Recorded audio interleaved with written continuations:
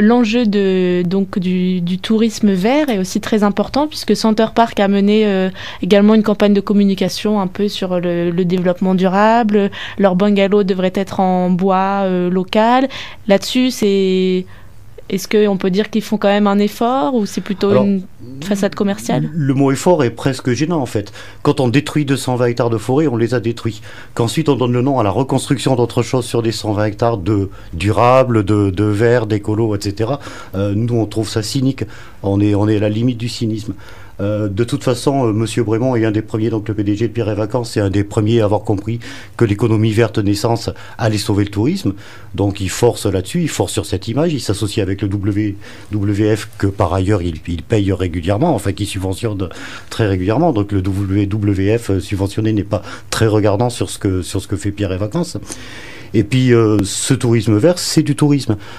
C'est de toute façon des gens promenés dans une nature aseptisée dans laquelle ils doivent consommer du vert. Mais ça reste un tourisme de consommation de masse et ça reste un tourisme destructeur.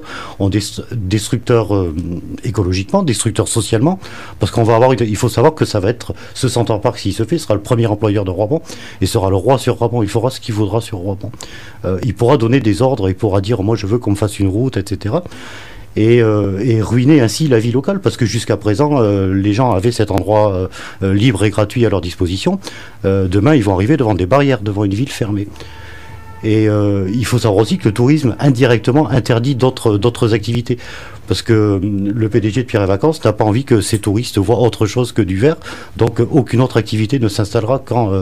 Donc, c'est une aliénation totale, ça. Avec un risque de zoofication des gens, de clonification des gens. On va vraisemblablement, et c'est déjà le cas dans d'autres Center Parcs, demander aux gens environnants de jouer aux paysans locaux, de jouer au rural. Donc avec éventuellement, enfin on a vu en Alsace qu'il y a des gens qui se déguisent en alsaciens des années 1800-1900, quoi. Alors que bon, ce n'est plus du tout ça n'existe plus, quoi. Donc c'est un jeu un peu stupide. Sur le développement durable, je voulais aussi critiquer le fait, le concept même du développement durable, parce que quand un projet comme celui-ci peut être présenté comme du développement durable, alors qu'on va prendre de l'eau dans la Bièvre, l'amener à Roibon, la chauffer à 29 degrés, et ensuite la balancer dans l'Isère, donc je sais pas combien, 10 à 15 km plus loin, en construisant en faisant des infrastructures routières pour amener les touristes, faire marcher tous les moyens de transport, redonner un élan à l'aéroport de Saint-Étienne de Saint-Joire, etc. Bon, voilà, si c'est ça, on est bien conscient de toute façon que si le système amène des choses en avant, c'est la présentation, mais automatiquement on va dans des choses qui sont condamnables.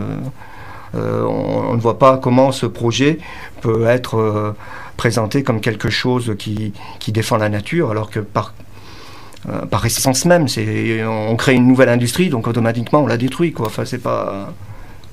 Au niveau production des déchets aussi, j'imagine, c'est très important que ça soit les eaux, mais aussi les déchets. Pour les eaux, par exemple, la station d'épuration, ils peuvent même pas la faire là-haut. Ils sont obligés de la faire. Près de Saint-Marcelin. Parce que les cours d'eau qu'il y a sur Roibon ne sont pas assez importants pour emporter les eaux usées d'une ville de 5000 habitants. Il faut savoir qu'on va construire une ville complètement artificielle de 5000 habitants à côté de Roibon, qui est la plus grande ville du coin, qui fait seulement 1300 habitants. Donc on va être obligé de tout refaire, que ce soit amener l'électricité, les infrastructures sont tout à revoir, puisque on va construire quelque chose de beaucoup plus grand, 3 fois plus grand de ce qui existe dans la région, quoi.